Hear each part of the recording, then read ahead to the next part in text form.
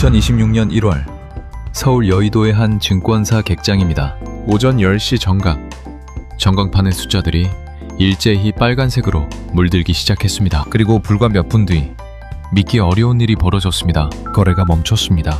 서킷 브레이크가 발동된 것입니다. 코스피가 하루에 8% 이상 빠질 때만 걸리는 그 장치가 이틀 연속으로 작동했습니다. 전날에도 7%가 빠졌습니다. 그날도 역대 최대 낙폭이었습니다. 그런데 다음날 아침 시장은 또 열리자마자 수직으로 꺼졌습니다. 이틀 합산 20%. 여러분, 20%입니다. 올 들어 2달 동안 힘겹게 쌓아 올린 40% 상승분의 절반이 단 이틀 만에 사라졌습니다. 58세 김 씨는 퇴직금 2억 원에 코스피 우량주에 넣어뒀습니다. 단 이틀 만에 4천만 원이 계좌에서 사라졌습니다. 손이 굳어버렸습니다. 그런데 말입니다. 언론은 중동 전쟁 때문이라고 했습니다. 그런데 이상했습니다. 미국 시장은 3% 빠졌습니다.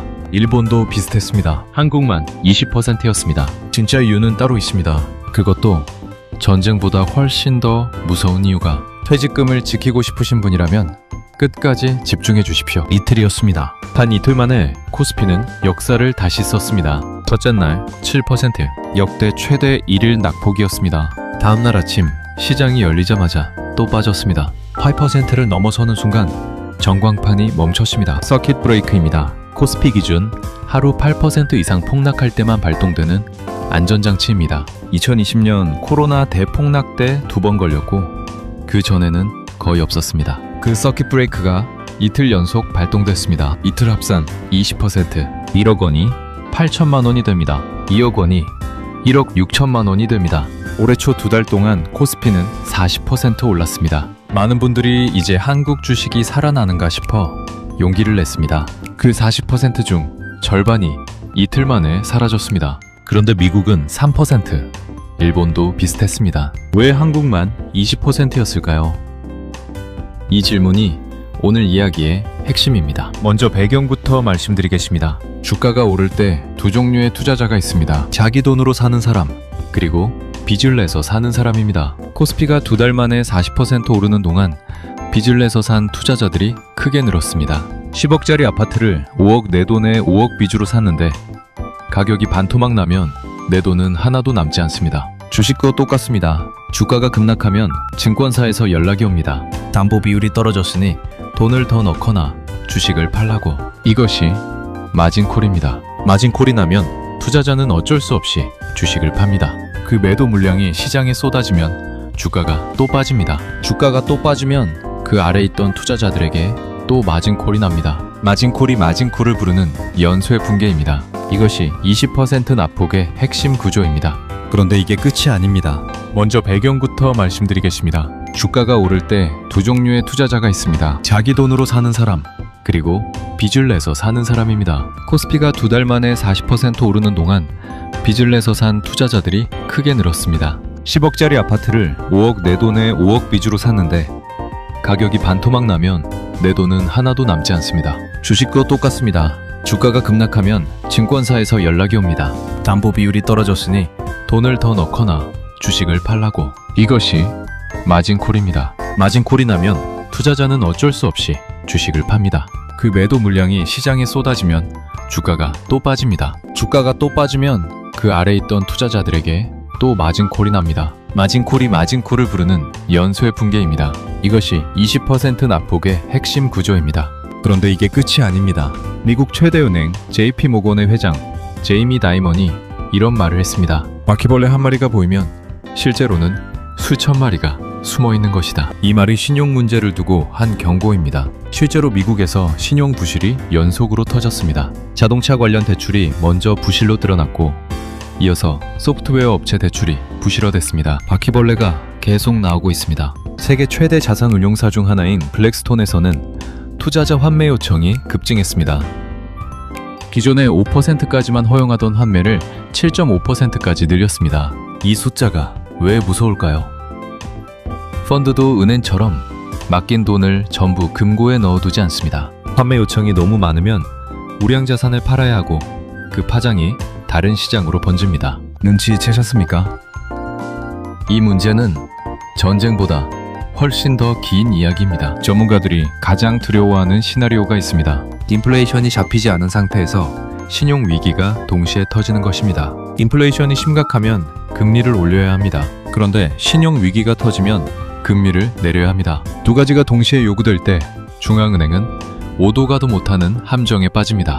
그리고 이 문제는 정치권도 막지 못할 수 있습니다. 주가 폭락은 정책으로 어느 정도 막을 수 있습니다. 그러나 신용이 연쇄적으로 부실화되는 것은 다릅니다. 지난 3, 4년간 미국 자본시장이 너무 좋았습니다. 돈이 넘쳐났고 꼼꼼하게 따지지 않고 빌려줬습니다. 2008년 리먼 브러더스 사태 직전 부동산 시장에서 정확히 같은 일이 벌어졌습니다. 그때도 처음에는 작은 균열이었습니다. 전쟁은 방아쇠입니다. 총알은 따로 있습니다.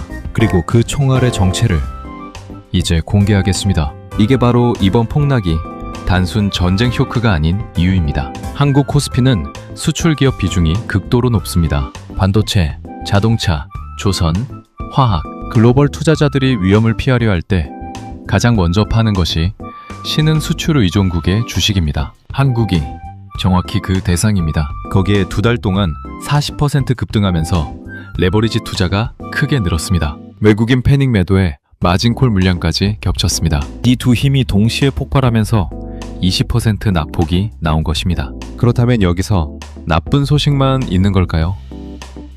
아닙니다. 달러 가치가 오르고 원화 가치가 내려가면 수출 기업의 원화 환산 수익은 오히려 늘어납니다. 환율 상승이 수출 기업에는 오히려 호재가 되는 역설적 구조입니다. 더 무서운 건 지금부터입니다. 미국 신용시장이 AI 투자를 꺾는 순간 한국 반도체 수출이 직격탄을 맞습니다. 지금 글로벌 경제를 이끄는 가장 강력한 엔진은 AI입니다. 아마존, 메타, 구글, 마이크로소프트 이 기업들은 지금 천문학적인 속도로 AI 설비에 투자하고 있습니다. 데이터 센터를 짓고 반도체를 사들입니다. 그 투자금이 수천조 원에 달합니다. 그런데 이 투자를 멈추게 할 수 있는 것이 있습니다. 자금 조달 비용의 급등입니다. 신용시장이 경색되면 돈 빌리는 비용이 올라갑니다. 투자 수익보다 비용이 커지면 투자를 줄입니다. 미국 사모신용시장의 균열은 AI 투자 자금의 조달 비용이 올라갈 수 있다는 신호입니다. AI 투자가 줄면 반도체 수요가 줄어듭니다. 이것이 이번 충격의 진원지가 중동 전쟁이 아니라 미국 신용시장이고 한국은 그 2차 피해자라는 이유입니다. 이제 가장 중요한 이야기입니다. 이 모든 공포 속에서 하나의 숫자가 있습니다. 올해 2월 한국 반도체 수출은 역대 최고치를 기록했습니다. 여러분, 역대 최고입니다. 코스피가 20% 폭락하는 동안에도 한국 기업들은 역대 최고의 수출을 하고 있었습니다. 주가가 폭락했다고 기업의 실제 가치가 20% 하락한 것이 아닙니다. 마진콜 물량과 외국인 패닉 매도가 만든 일시적 가격 왜곡입니다. 역사를 보겠습니다. 서킷 브레이크 발동 이후 일주일에서 열흘 안에 반등이 시작된 사례가 높은 확률로 반복됐습니다. 2020년 코로나 때도 서킷 브레이크 이후 반등폭은 매우 컸습니다. 답은 바로 이것입니다. 패닉 매도가 가장 위험합니다. 바닥에서 손이 굳어버려 팔지 못한 사람이 일주일 후 반등해서 웃게 됩니다. 전문가도 바닥에서는 손이 굳습니다. 그러나 구조를 이해한 사람은 그 순간을 버팁니다. 그럼 도대체 우리는 어떻게 해야 할까요? 이번 중동 전쟁이 가계에 미치는 가장 직접적인 경로는 유가입니다.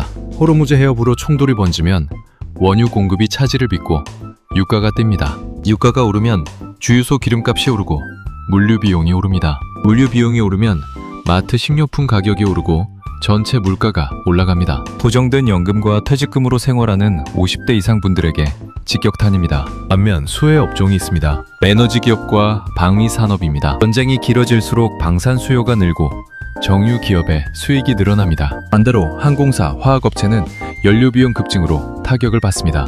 지금 보유 중인 종목들이 어느 방향에 있는지 점검이 필요합니다. 이 도미노는 여기서 끝나지 않습니다. 62세 박 씨는 30년 공기업 생활을 마치고 퇴직금 2억 5천만 원을 코스피 우량 종목에 넣었습니다. 분산 투자라 안전하다고 생각했습니다. 이틀 사이에 4,500만 원이 사라졌습니다. 아내에게 말하지 못했습니다. 사흘째 되던 날 더 떨어질 것 같아 전부 팔았습니다. 일주일 후 코스피가 반등했습니다. 박 씨가 팔았던 종목들이 15% 올랐습니다. 박 씨는 반등을 지켜보며 다시는 주식을 하지 않겠다고 했습니다. 2020년 코로나 폭락 때 수많은 분들이 정확히 같은 경험을 했습니다.